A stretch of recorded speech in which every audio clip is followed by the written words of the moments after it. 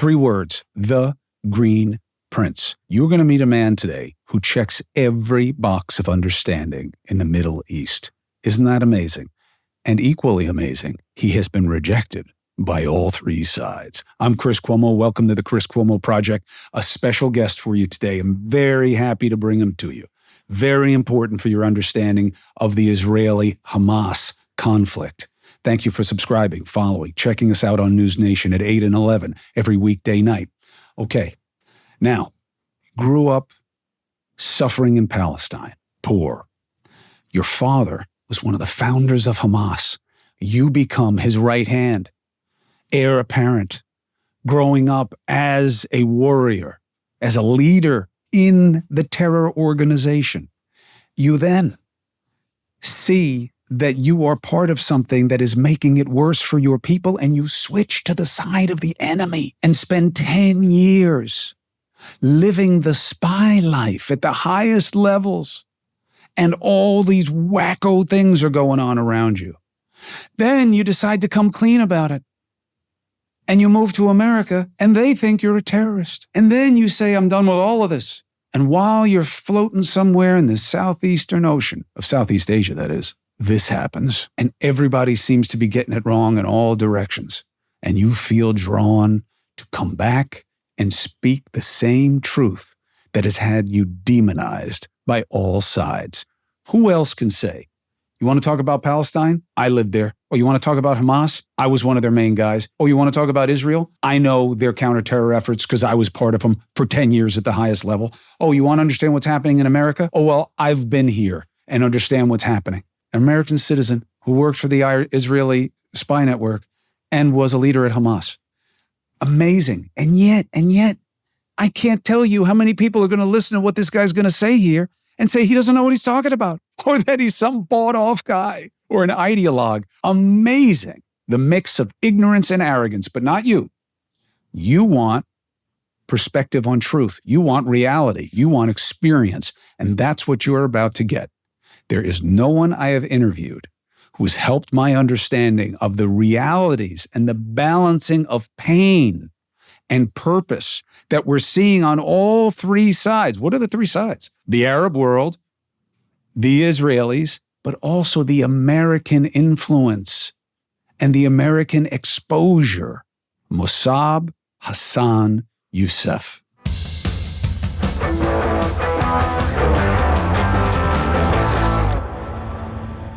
The place to start is how your head and your heart are processing the position you're in, where everyone wants to talk to you. Everyone wants your perspective. And to hear a message that you have been saying for 20 years, how does this moment hit you? I've been saying this for a long time. And I learned the hard way that the strongest form of truth is the silent one. Because when you try to tell people, convince them with something that you have experienced that is irrelevant to them or to their experience, they will deny you, they will doubt you, possibly attack you. And I brought the Hamas world, and Hamas is a realm that is unknown to many people. Even those who think that they are Hamas members, they don't know Hamas, because Hamas is just a ghost. So to try to explain this elusive reality in a second language, not even my mother tongue, in a foreign country, post 9/11, it was very strange story, I think, in the United States. And this is why many people found it irrelevant. There were also many people who listened. And but I cannot control, people's minds. I cannot put the truth or force the truth against their will. Your life is a very profound example of the pain of truth. Personally, you learned the pain of truth. Your father taught you things. You join the organization. You fight for the organization. Tell me about the moment when you realized you were not fighting for the truth. when you were fighting for Hamas? First of all, my father established in Hamas. That came at a cost, us as a family, because he did not only invest his own energy. It was the entire family that had to pay. I had to pay as a child, when they came to arrest him when I was only 10 years old. And I waited for him in the cold days and nights outside the Red Cross, for a very long time. And I didn't know about his location. Visiting him in his prison, seeing him, the way he was, and being without a father when I most needed him. I had to work when I was 10 years old to bring my mother money so she can put food on the table. So this is why from the early beginning, I had to pay the price for this Hamas project. And later, when I was 18 years old, I was imprisoned and I witnessed Hamas brutality in prison. And this is where I start questioning the real nature of the movement. You were put in prison because you were a member of Hamas. Yes. So when you went to prison, your anger, your truth was against your jailer, right? Correct. How did it change? What did you see? I was transferred to this prison in the north of Israel called Megiddo prison, where supposedly the Bible called it the Armageddon, supposed to happen. It's in that location, in that field. And in that prison, hundreds of Hamas members were inmates, and they had a form of a government in that prison. Hamas was outrageous, and they wanted to know who gave information to Israel about their secrets, about their cells. So they were very angry, especially the military wing and the security wing members of Hamas. So they formed this interrogation group of people, and they start torturing people. In prison? In prison. And the jailers don't care because you're just hurting each other? They couldn't stop it because Hamas was very evil. Hamas did not only smuggle things in Gaza by digging tunnels. They dug tunnels in prison to smuggle prisoners to replace the ones that they were under Hamas interrogation. So when the Israeli jail administration came to count the prisoners, they found the number correct. But the one under the interrogation was already smuggled to another section, so he cannot have a chance to escape when the jailers came to count the prisoners. Why were they interrogating prisoners? If you're in prison, wouldn't they assume that you're not helping Israel because you're in prison, or they thought there were spies in the prison? Yes, this is what they thought, that Israel planted spies in prison, or they were spies outside and now they are inside to do a job for Israel. So you're in there, but you're like royalty, right, at this time in Hamas, right? Because your father's one of the founders. So they loved you, but you didn't want to be part of the interrogations? I became their script. So they had lots of information from the victims who confessed their adventure, their connection to the Israeli intelligence. So I am the one who actually wrote many of their confessions and put them in files that were supposed to go outside to the Hamas security wing outside the prison. So this is how I knew it was just ridiculous, because the confessions were taken under torture. Many people were killed, and I could tell that it was not realistic. It was not true. And this is when I was, wow, this is very dangerous what they are doing. And what did it change in you? Because these are the people who took your father, the people who everyone in your world was saying wanted to kill you. What has to change in you for you to believe that that's not true? Well, let's put it this way. Hamas gave me privileges. My father's status, when I walked in our town, I had lots of power. Nobody would dare to touch me or even say a negative word against me. And we were paid very well, respectability, honor, lots of pride. In prison was the same thing. The moment I got into prison, I was received nicely. The story is complicated. I had some hardships, but now is not the moment to talk about them because it could create just more confusion. To keep it simple, My father raised me to think like him, like a leader, not like a soldier. And again, I consider myself from childhood that we were partners in this project. Now, here I am in prison, and Hamas is forming a mini government in this prison. So I foresaw the future of Hamas based on this model in prison. And I asked myself the question, what if Hamas at some point becomes a government? Is this how they're going to treat our people? Torture them? Extract information, false information under torture, pressure, then kill them? Then what's the point of this entire project? My father is something else. I loved him as my father. But the manifestation of his ideology, of his intellect, of his religion, political view, it was like a monster in reality. And in prison, where I start basically questioning the true nature of my father's creation. Who can you talk to at that time? You can't say these kinds of things to other members of Hamas. So how did you...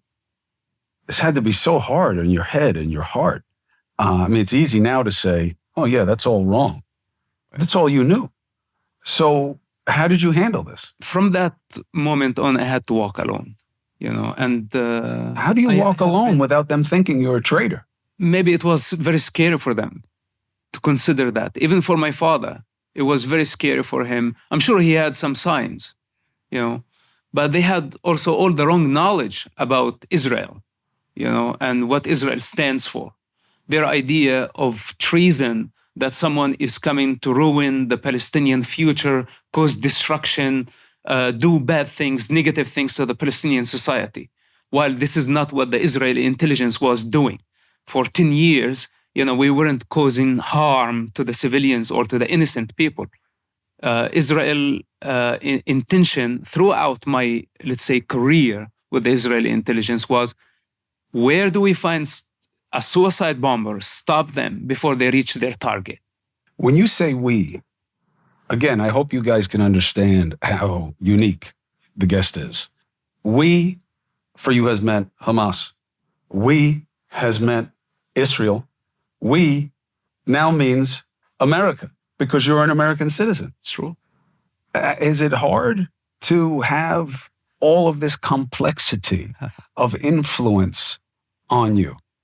Okay, we live in dependent existence. We all depend on each other, and we are all the same. We are all children of God, But sometimes, a group of us are going to be sick.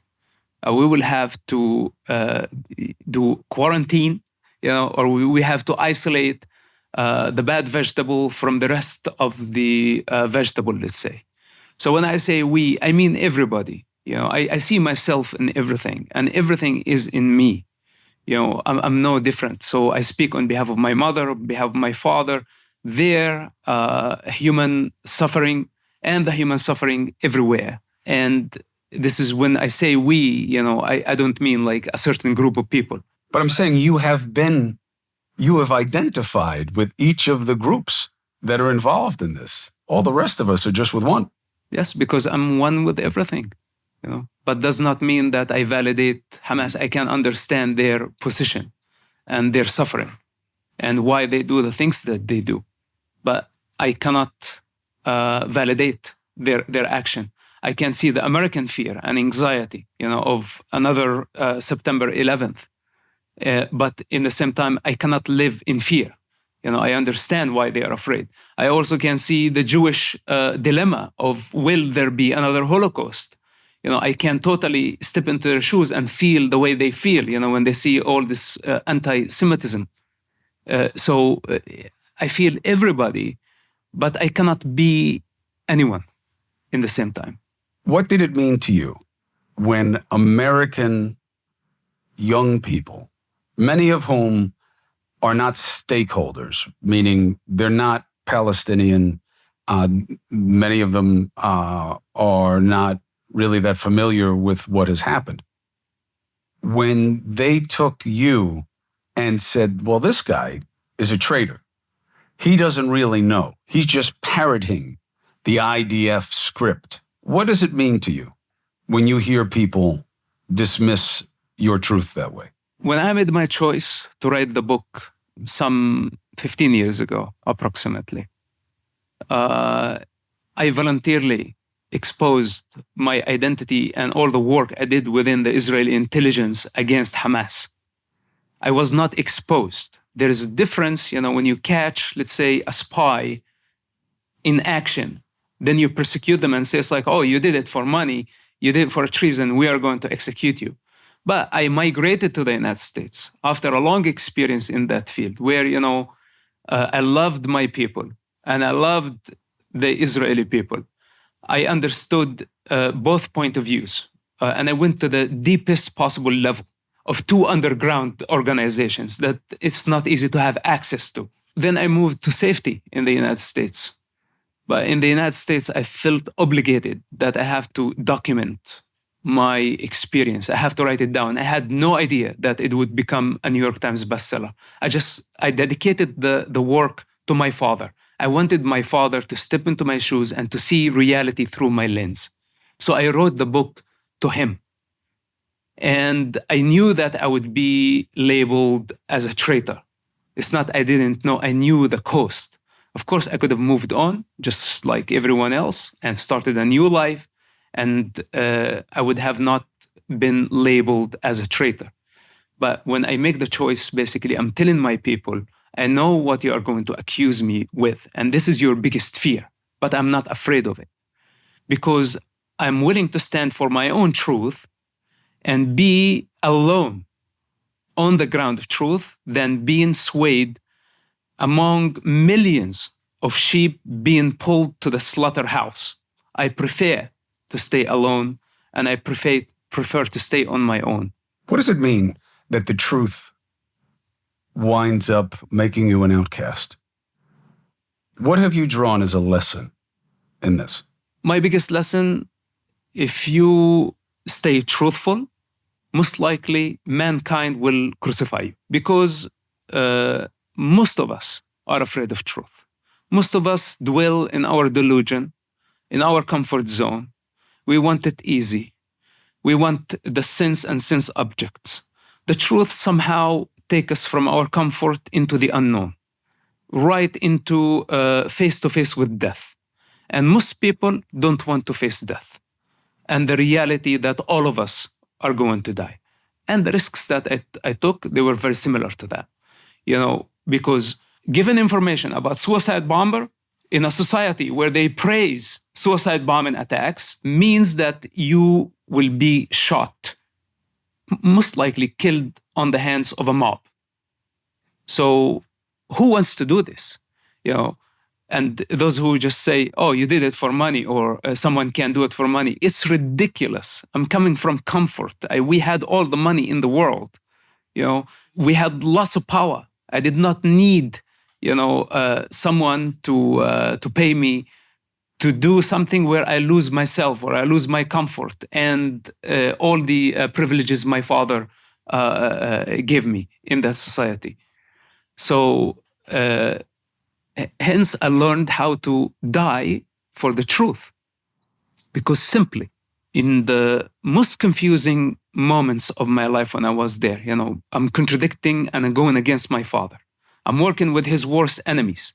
I don't know if they are taking advantage of me, but I always ask myself the question when I was on my own. I said, how can I go wrong by saving a human life? And that was the small flame that kept me going for about 10 years. That it was not possible that I was doing something wrong by saving a human life. People I didn't know, and they didn't know about my existence. And even though I contradicted the tribe and their interest, I contradicted my father, which I loved very much, and I saved his life. And I knew that I would bring shame on him eventually, and he would disown me for saving his life. How'd you save his life? My father and his friends, most of my father's class of Hamas, rank of Hamas, were assassinated during the Second Palestinian Intifada.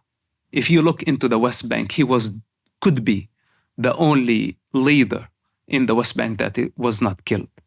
And simply the Israeli intelligence the Israeli army honored my work. What I did there was tremendous. They saw it with a great value. We stopped dozens of suicide bombers. And that led somehow that my father was my cover. Without him, I wouldn't have the same cover I had. So keeping him alive served their interest somehow.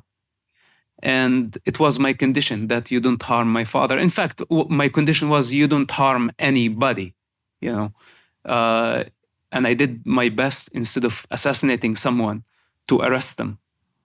This was my strategy, that I don't want to take part of killing because this is where it was tricky and I wasn't sure.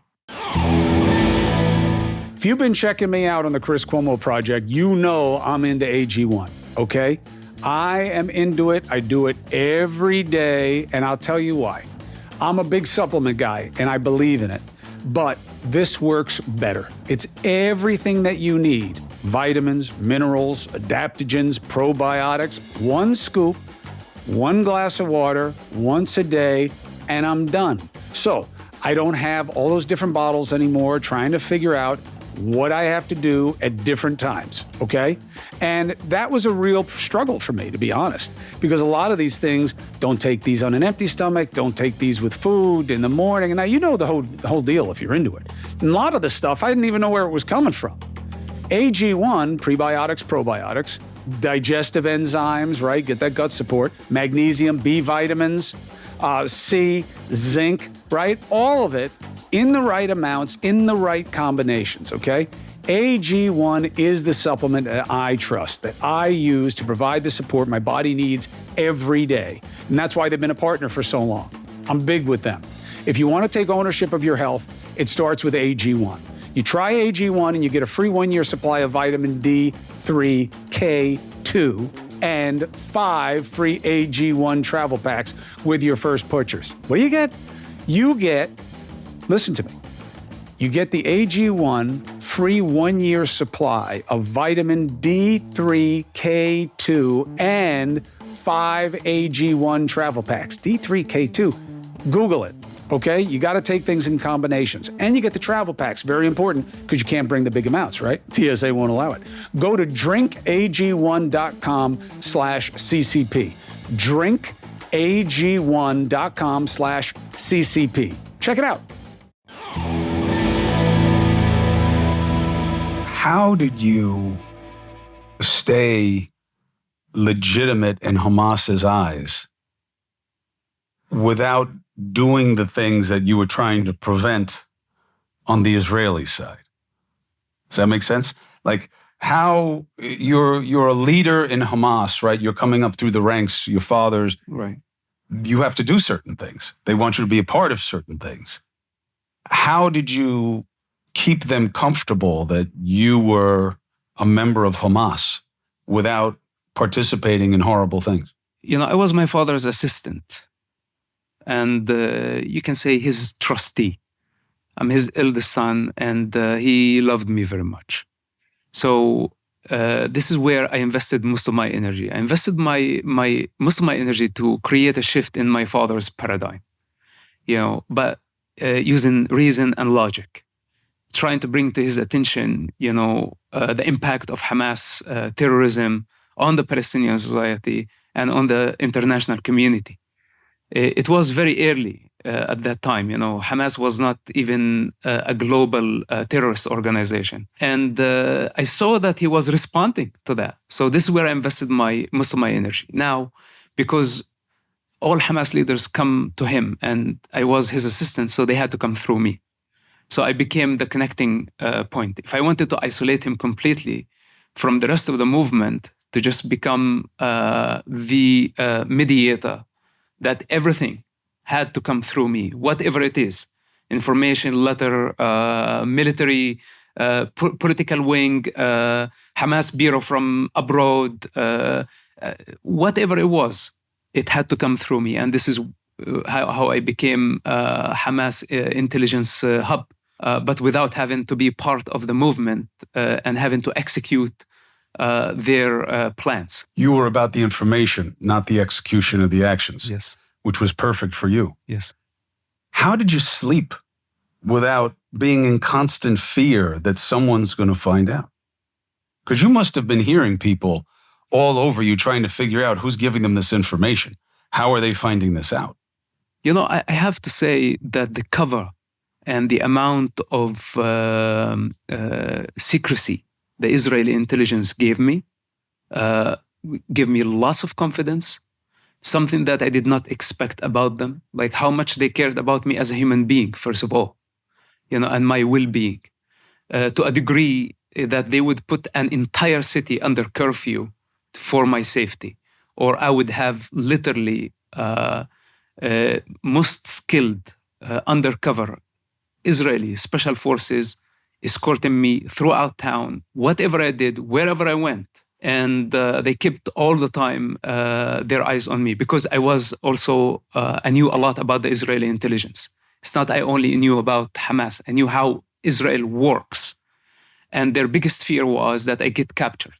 If I get captured and under pressure, I could confess about how Israel, the dynamic of their work. And this was their biggest nightmare.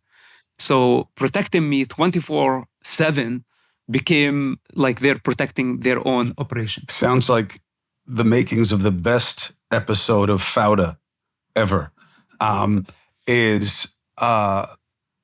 At once, you were the last person Hamas would suspect. You were in the perfect position to know everything that Israel needed to know. And also, if you had been captured or discovered by Hamas, you would have had the only thing that maybe would have kept you alive, which is, if you kill me, you're never going to know everything I know about what Israel is doing. And I'm the only one who knows it. What a unique... Now, did you design it that way, or was it just how it worked out? First of all, it was impossible for them to have any evidence. So let's say if I had... no phone, they never saw you with anybody? We never communicate like this. We never communicate the way, ordinary people communicate. So let's say we had our own devices. If I had any device for communication at that moment, I would have the special forces in the area. None of Hamas would get close. Let's say if we had... It's not like, what the FBI you see in the movies, they put some like wire, and somebody can search you and find that. It was a lot more complicated than that, that even if they try to search you in a meeting, they cannot find anything, even though you are bugging them or you have something on you. Did you have members of Hamas who were suspicious of you? I'm sure there were. But it was not possible for them to have any evidence. The reason, because I was involved in so many operations, and sometimes we had no option but to arrest somebody immediately after a meeting, because they were just a suicide bomber, for example. So when during interrogation, they mentioned my name, and I was not arrested right away. So we had to orchestrate actually an attack on my apartment, where, Israel had to launch some missiles, burn the house, destroy half of the house. Even they attacked my mother's house after they evacuated the family. That was all orchestrated to just convince Hamas that, I was wanted, that I was not the person who gave the information on the movement. But this was not perfect, because Hamas at some point, after you get involved in so many operations, and many of your friends, supposedly, let's say, members of the movement being arrested or being assassinated, somebody at some point will start asking questions. But the power, that they did not have any evidence. And my father's cover did not allow them to just come knocking on my door and say, hey, where have you been? What have you been doing? And try to torture me, for example. So they had maybe to put me under supervision for a long time. I'm sure I was.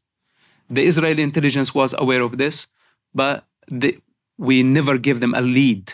Now, one of the decisions that you made, which has to, very difficult, is you made a decision, and you've said it a couple of times here. I had to walk alone. I had to walk alone. You decided, in a society where you're supposed to take a wife, okay, and you're supposed to have kids. That's what a man does, especially a leader. You decided not to do that because you didn't want to have to expose people to risk. How hard was that? And how hard was it to explain? Yeah, my mother always wanted me to get married, since I was 20, and she would bring the most beautiful girls in town, it's all arranged marriage there. And I refused. And this was the point, it was unfair, because I am not what they thought. So what did you tell your mom? Like, what would you tell other people? I kept, saying it's too early, I have to finish school. And I was college at that time. So I needed to finish my university, etc. And I just kept pushing it until I got out of the region. And then, such a complicated society in terms of its beliefs. If, okay, he's in school, all right, he's really dedicated. If they start to think, well, maybe he doesn't want to marry a woman because he doesn't love women. Now you're in a place, one of the strange things we're dealing with in America is the LGBTQ community supporting and to different degrees excusing Hamas. Hamas is not exactly a gay-friendly organization. You had to balance all of these things. This is also very, very strange. If Hamas was killing LGBT, then America would be a lot more serious than Hamas killing Jews. And this is where, I find it really hard to believe. Hamas does not tolerate this. They killed so many people for just being suspicious that they were homosexual. And Hamas does not tolerate, actually, just look at the statistics of how many honor killing in that society. And I'm not talking about homosexuality or being completely different, transgenders and etc. Hamas does not accept anybody who break the Islamic law, the Islamic Sharia. They would kill them with no hesitation. Actually, the punishment for homosexuals to take them to the highest building in town and throw them alive from that post. This is how bad, the punishment. So when I find it very hard to understand why the LGBT community is not seeing Hamas as a threat. Why do you think Jewish people don't count as minorities in American society, and why they're allowed to be targeted the way we're seeing them targeted right now? Jewish people throughout centuries, the people who care about education, they work as a group, and they have achievements since the ancient empires. They were the scripts, they were the accountants, and hence they took very sensitive positions in governments, in parliaments, in science, innovation, etc. And even though they have been a minority throughout centuries, but they are a very powerful minority. And people tend, to blame those who are in power, especially when there is shift in power. A government rise, another government fall, an empire rise. It's conditioned existence. There is always rise and fall of a certain force. So they're seen as David and Goliath at the same time. Yes. And because if you were on a college campus and you said death to fill in the blank, any minority group, you would be done on that campus, unless it's Jews. It's the only time I've ever seen it. If you say no more blacks, whatever language you want to come up with, but that's the idea, is to target this group. I've never seen it allowed, especially on a college campus, which is, they're so liberal Right. by disposition, for good or bad. Only Jewish people. And do you think that's because they're the only minority group that has achieved Lots of power, such a high percentage Yes. of that? So I guess that's why in the Middle East, it's the only time we've seen the little guy be stronger than the big guys who want to beat them up. Exactly. And this is what happened in Israel. First of all, the Jewish people came as legal migrants, and they came under the British mandate. And they had the connection to the land, historic connection to the land, spiritual connection to the land. They did not come to steal land. They came as legal migrants. They bought the land. They developed the land. It started like farms, kibbutzim, and within no time, it became a superpower. leading in technology, the leading economy in the Middle East, the leading army intelligence on a global level, with a network that is unheard of with the rest of the world. So, of course, the Arabs look at this, like basically migrants. They came and they took the lead in no time.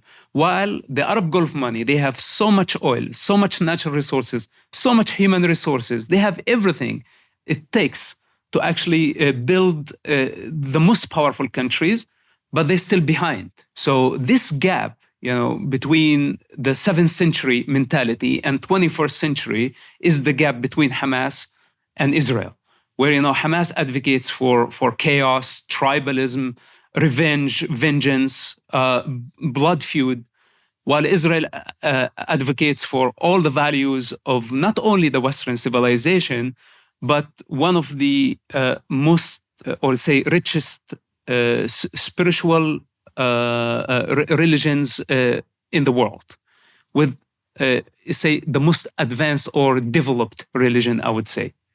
So with that said, the Jewish consciousness is not only exist of religion, it's existing of lots of experience of every direction of life, of every path of life. And this what puts them at odds with people who want to stay in the bubble of the 7th century. So when they see women, freedom, when they see everything that makes Israel different, they are afraid to accept Israel as part of that region. But Israel has given high ground to people who want to support the suffering. The suffering in Gaza, I don't have to tell you. It's one of the only things that I've come at people about who were criticizing your interview on my show. I was like, well, don't say he doesn't appreciate the suffering. He grew up in the suffering. His people are the ones who are suffering. That's his blood there. And that's the one thing that's resonating in America that I think is a concern for the Israeli proposition is Gaza's like a hellscape. And they're pounding them now and killing tons of people who it's hard to say are the people who are the threat to Israel. How do you explain that for people? How hard life is in Gaza, largely because of Israel. And how is that okay? Hamas started this war knowing that it would bring wrath upon civilians. And this is their courtesy. This is what they wanted. They wanted to turn the globe against Israel. They knew Israel would retaliate. And they knew that Gaza is one of the most populated areas in the world. They had a plan.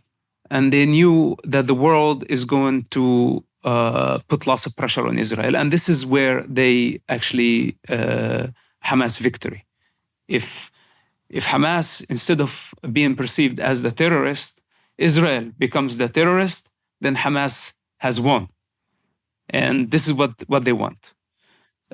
Because they always play the victim card, and they always want a justification for their terrorism. But they don't realize that even if you were the victim, let's say that the Palestinians had actually a just cause, let's say, and they were oppressed by Israel. Let's say, for example, terrorism is still not justified. And peaceful resistance is a lot more accepted in order for Palestinians to achieve their goals, especially in the 21st century. Well, Hamas does not believe in a peaceful resistance because they are obligated to jihad. They're obligated to use the sword if occupier took, let's say, their holy site, Al-Aqsa Mosque. So they become obligated now. It's a vow. It's now a religious. It's a holy war. It's not a national political war against Israel. I wonder if it's striking a chord now with a mood in America. America is getting harsher. I'm sure you've seen in your years here now. This used to be the country of sweet strength. Of course, there's hypocrisy. Of course, there's inconsistency. Of course, America has done things that it shouldn't have done at home and abroad. But it was never a place that the majority would put their arms around a strong man. it couldn't be about hate. It had to be about something positive. That's changing. Grievance is becoming very powerful in America as a mentality of being victimized by systems, by people, by wealth, by whatever. And maybe the reason we're seeing a surprising reaction in America is because the mood in America is changing. Right. And we don't just reject what you just said. I don't know that everybody embraces it the way they used to here, which is what was done to you is wrong. But two wrongs don't make a right. True. I think that we're sliding here in a different direction now where, you did me bad, you did me dirty, and now I'm going to do you dirty. And a lot of people who voted for Trump, there's a weird paradox there where people will say, I don't like this about him. I don't like this about him. I don't like this. I wouldn't want him to be my father. I wouldn't want him to marry my sister. I wouldn't want this. But he's going to get after the people who are hurting me. That's new in America. And that's exactly the mentality that you're dealing with in the Middle East, which is, well, I'm going to come kill you now. And I'm going to do it in a bad way because of what you've been doing to me. We always rejected that here. Maybe this is the first time I've ever seen a group like Hamas get any kind of benefit of explanation by Americans. Well, I tell you why, because, we attract our kind, we attract our type, and we project ourselves through similar struggles. So violence is dead end. Hence the Greek philosophers came with a cure, which is democracy. But it looks like also democracy is in crisis right now, with all the technological revolution and the social media that 20 years ago, most Americans did not watch TV to follow up with Middle Eastern problems unless, America was involved in a war. Mm-hmm. Nobody would have cared, Palestinian Israelis fighting. Okay, this is irrelevant to the American daily problem. But now everybody has it, and everybody see, children dying, and they don't know the origins of suffering. They don't have the power of discernment. They don't have the knowledge. They don't have the information. They are so far from that reality. But they can just identify with their own pain, with their own suffering, because we are all humans. And as I told you from the beginning, we are all dependent on each other. There is actually no difference. It's just different climate. But we are all the same. If a bunch of those extremists, say here in the United States, grew up in the Middle East, they would be developed into terrorists, because sometimes terrorism is not only to carry a gun and shoot people. It could be in thought. A very violent thought could be actually a lot more dangerous. And that's what makes my father, for example, his thoughts and ideas, very violent ideas. He does not carry the gun. He doesn't know how to shoot gun. But others shoot gun on his behalf. So with that said, it's hatred is a dead end. Violence is a dead end. You want to know what I love? You, but also ExpressVPN. Why? Got to protect my personal information. I'm tired of it. Tired of having conversations, and all of a sudden I start getting ads, and then I get these same people telling me in my job as a journalist that, oh, well, we can't do anything. We have to let people say whatever they want. Yeah, as long as you can take it to the bank. You ever wonder how they make money? They track our searches, our view, video history, everything we click on. They're building a profile on us, and they're selling it. If you use ExpressVPN, okay, it's an app, computer, phone, right? It hides your IP address from third parties. We know what that does. It makes your activity more difficult for companies to trace, and then they can't sell it to advertisers. And it keeps your online presence more anonymous, okay? Today's the day you get the VPN that I trust to protect my online privacy, which is everything. Why? Big bad tech. It is definitely at the door, okay? If you visit expressvpn.com/CCP, you can get an extra 3 months free on a 1-year package, all right? That's EXPRESSVPN, Victor Papa November, .com/CCP. expressvpn.com/CCP. Family is everything, especially in your culture. And in fact, all the cultures you embrace, right? Family's really important in America. Family's really important in Israel. Family's really important in the Arab world. You had to go against your father. At first, he didn't know. But you said to me before that you felt lucky that you were able to tell your father about what you were doing yourself face to face. That would be the last thing that I would ever want to do. Right. Why did you consider yourself lucky? And what do you remember of that moment? Well, actually, it was not face to face. He was in prison. It was a high security prison for a while. And there was no communication between me and him. I was in the United States at that time, and I was writing the book. So suddenly they moved him from high security prison to just some jail. I don't know what was the reason they did that. And at that time, I was in touch with my mother. So she told me, listen, your father has access to phone if you want to talk to him. And of course, my mother didn't know that I wrote a book about all my adventure with the Israeli intelligence with Hamas in the Middle East. So I thought to myself, this is my only shot. If I don't tell him myself in this phone conversation, which I had a window of 1 or 2 days only to talk to him before he's transferred back to the high security prison, I thought he's going to hear only from media and I would never speak to him again. So this is when I took the phone number, I called him, and I told him, Dad, this is what I did. For 10 years, I don't know if you asked yourself the question or not, but I was part of the Israeli operation against Hamas. I, in fact, saved your life many times. You didn't know about that. And I stopped as many as I could suicide bombing attacks. I didn't do it for money.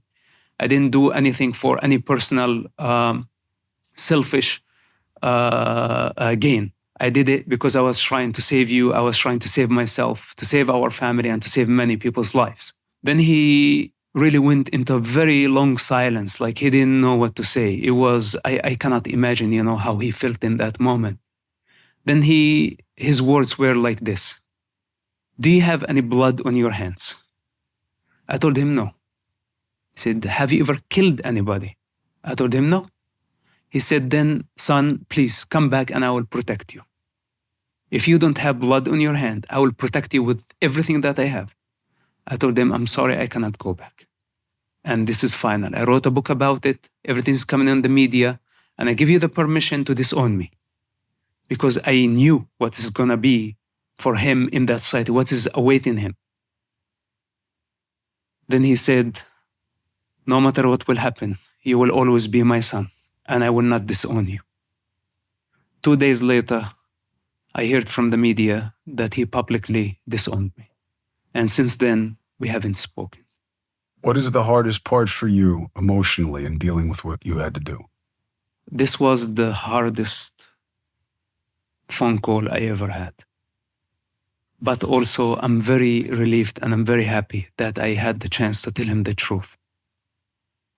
And this is just another example that I was not ashamed, of what I did. Because there was no reason to be ashamed of saving human lives, even though most of the society consider it shameful.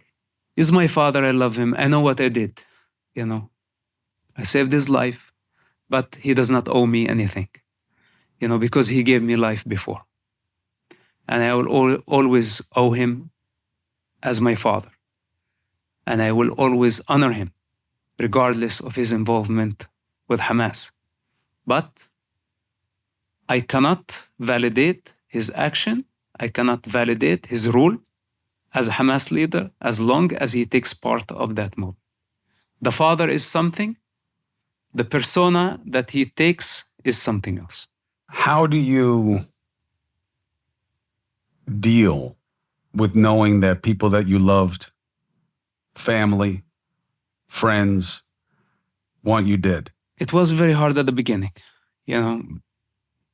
Imagine if I go back to see my mother, the first to stab me would be my siblings, my brothers.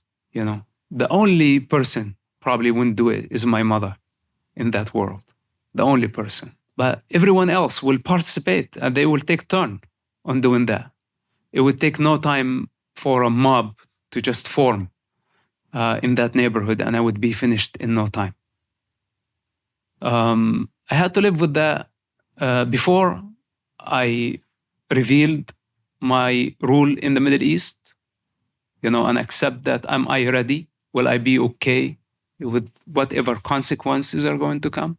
And I had to be at least strong, suicidal. And I didn't know what I was expecting. The worst part is not to be accused by treason from my people. It was to be accused of treason in the United States. This is where it was very hard, and I did not see that coming. Now, how did they explain that? Why would America see you as treasonous? It depends on how you perceive, and everybody would perceive it the way they want. How can they know my real motive behind this? How can they know all the sides of my paradox or even my matrix of life? So the Americans were afraid that you were a terrorist. Some were afraid that I was a double agent, that I'm playing, let's say, a Hamas game here, building a sleeping cell. Others, when I threatened, let's say, believe it or not, ex-Muslims, who thought that I stole the light from them, that I was competing against them by saying, hey, I was a bad guy, now I'm a good guy. And I never meant to say this. I'm just saying I'm a human being, I'm on a human journey, and my birth was in this place, and I traveled from that place to this place. I never said that I was bad.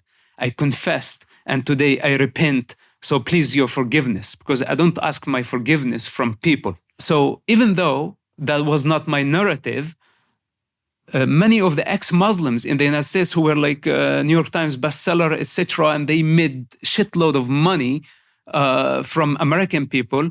So it's like, oh, this guy now is a threat. So they start speaking against me. And because they were well-established authors, writers, speakers, way before I came. And I was very young. I didn't know the American diversity. I didn't know the difference between liberal and conservative, etc., between CNN and Fox News, for example. I didn't know who my enemy was, and I got attacked, slandered, and politically assassinated in the United States at the early beginning of my journey, where I was, instead of like I meant for the book to tell the truth, it became a matter of doubt and suspicion, and instead of like it was autobiography, everything in it is a fact. I lived it. And when you go to the bookstore, you will find it under the fiction. And I ask, the store, why you having this book under fiction? It's not a fiction. It's a reality. It's a real book. It's my life. And they could not explain that. So what does the publisher say? My publisher was a small publisher. And they tried to do the best, and they still try to do the best to go against the current Right. of this society and other societies. But your father is who he is. It's not like he ever came out and said, this isn't my son. He wouldn't disown somebody who wasn't his son. Israel never came out and said, we don't know who this guy is. We don't know anything about this, which they would. So sometimes it's not about the validity of the criticism. It's about the purpose of the criticism. Yeah. You are taking up market share from people who want to tell Americans what to think about Islamism, extreme Islamism, the Middle East. And you are very intimidating because I don't know that anybody checks the boxes that you do. It's one thing. I grew up in Palestine. Ooh, that's a very powerful perspective. I know someone in Hamas. I was in Hamas and I got out. Okay. I worked as an Israeli spy. Okay. And now I've come to America and I understand American politics, and I'm worried. And I want to speak to you as someone who's an expat about what those are all different people all the time, except for you. No fear. Hamas And other terror organizations organize violence against people in America all the time.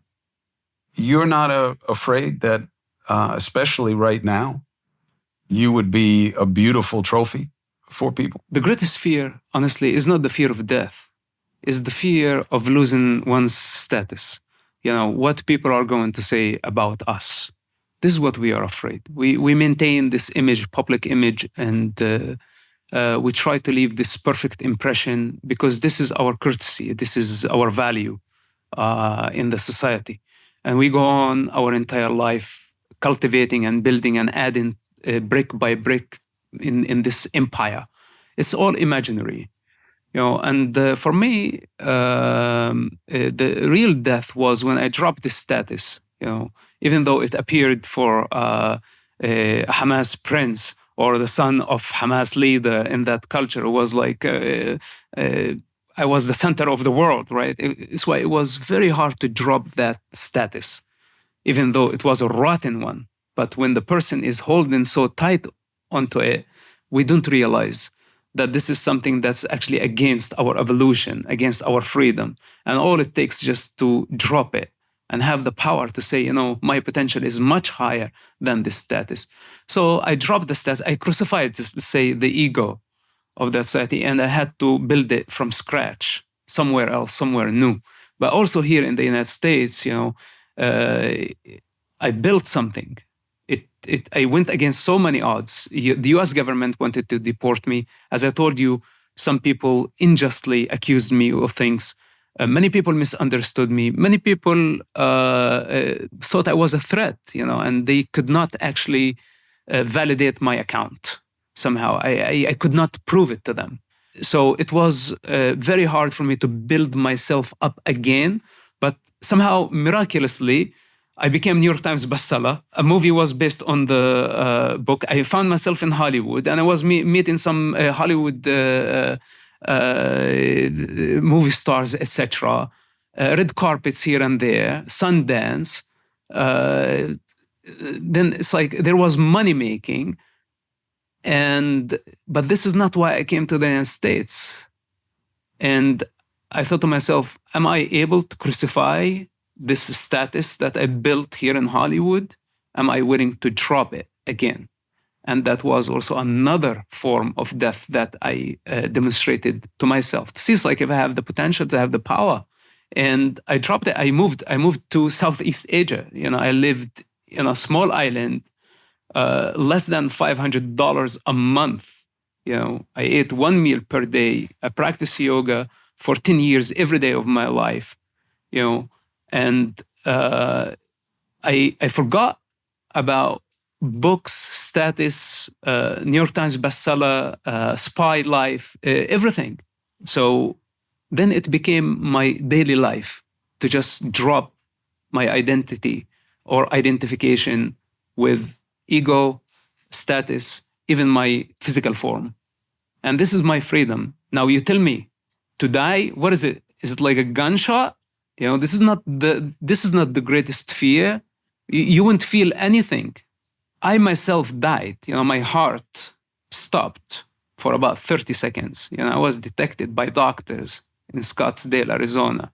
They said most people after 3 seconds don't come back, and you had like episodes of that. We don't understand how you managed to come back. It's a miracle. And what I saw, what I witnessed on the other side was just incredible.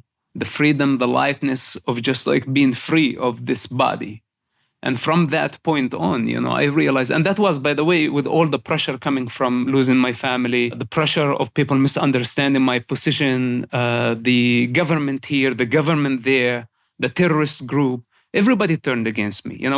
When I was in a situation where the Department of Homeland Security is not believing my narrative and telling me you cannot prove it, and on the other hand, Hamas is threatening to kill me, then there is nothing left to trust, and it was so much pressure on me that I remember at Whole Foods Market, I was with a friend of mine, and that's it. I just blacked out. I died, literally died. So after that event, and what the doctors said, I lost my fear of death. If they want to kill me for who I am, if they want to kill me and accuse me of treason, being a traitor, or being a mouthpiece of Zionists, or being whatever it is, an actor, they're only seeing themselves. Everyone who passes a judgment, I just project back on them who they are. And in the meantime, I just stay truthful to who I am. And now you feel the need to address what's happening specifically in America. Why? It's my obligation. I made a vow when I became American citizen. It's not an easy thing. I had to drop also any other nationality, any other political interest, any other culture. Many people come here to the United States, for example, and they are so confused. One leg in the United States, other leg in Gaza, or one leg here, another leg in Saudi Arabia. So you either American or not. Of course, I understand the culture. It's different, to have the culture, to have the beautiful things that we bring. It's the diversity of the United States, and that's something amazing and positive. But first of all, when I see my country today going through all this confusion on campuses and all the amount of hatred projected through Gaza, Hamas, and Israel conflict, as someone who lived that, I am obligated to talk about it. Because when October 7th event happened, I was far away from the United States, in the middle of the ocean. And I thought that my life is going to end there. And I was very happy with it. I maintained that simple life. And I had two choices: to just say, okay, it's not my business anymore. I did everything I could. And I'm done with human cruelty, whether if it's in the Middle East or in the United States. But then the calling was very strong. I have responsibility. And this is why I just took a flight and I came back. Here I am. It has been a while. Before the pandemic, I haven't been to the United States. I have obligation. This is a reality that I lived, and we cannot bring it to the United States. Instead, we need to understand it and be honest with ourselves so we can lend a hand to a struggling region. And I tell you, the way is not blaming Israel on the death of the Gazan children.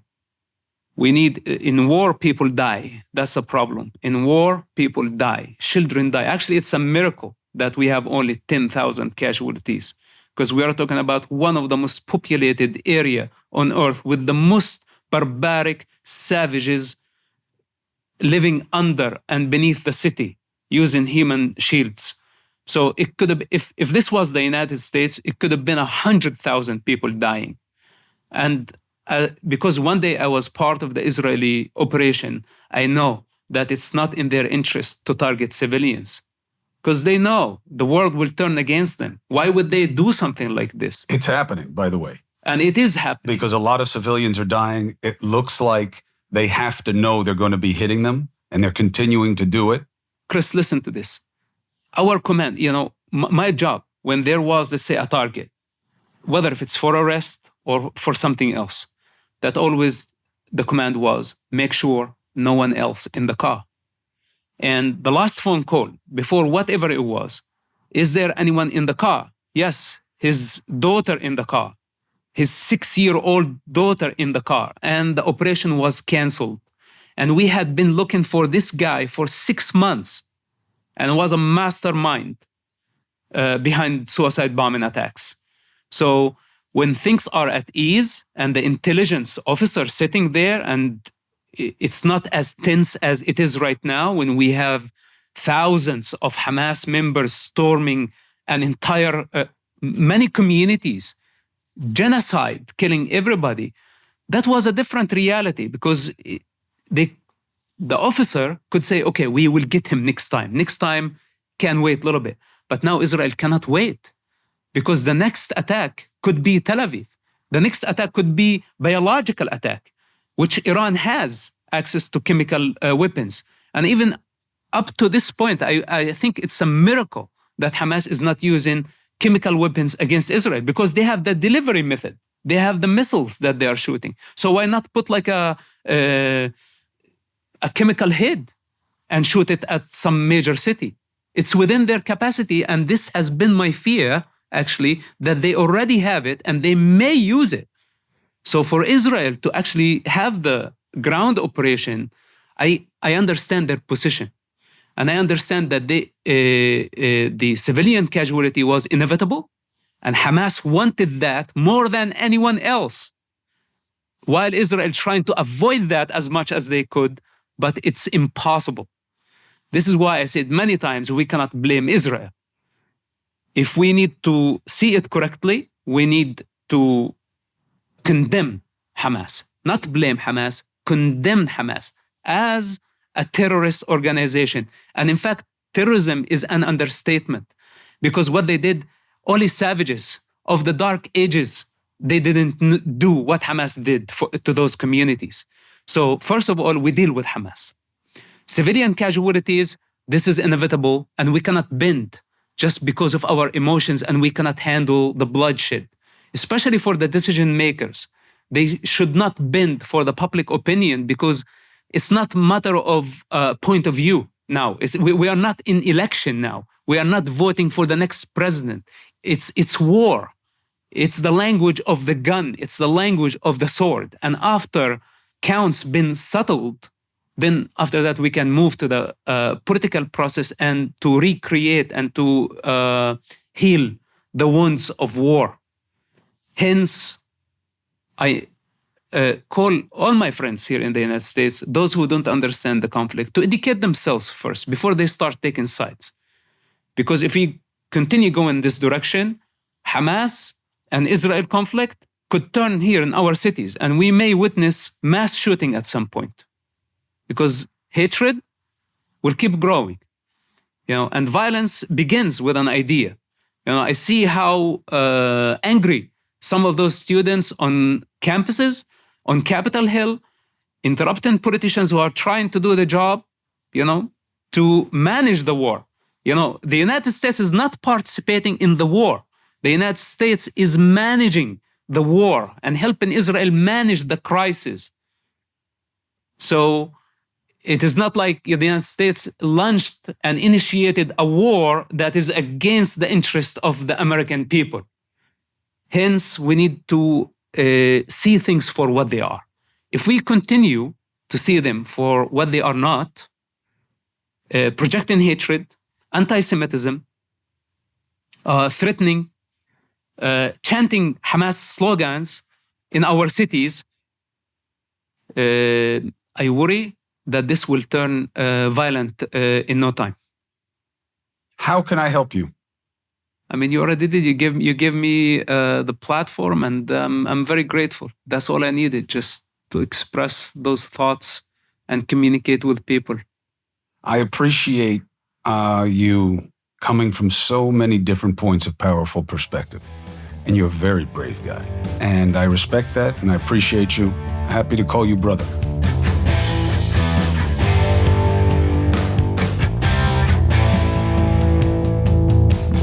It is amazing to have the opportunity to hear about his experience. You should check out the film that's about him. You should read his book. And you should listen to his words, because painful things really push you to want to have a simple judgment. And that is not the way to understanding with what we're dealing with in the Middle East. And I know that's not satisfying, but I'm not here to make you satisfied with where you are. I am here to feed your ability to be a critical thinker. And so is he. Thanks for subscribing, following, checking me out on News Nation 8 and 11 Eastern every weekday night. Let's get after it.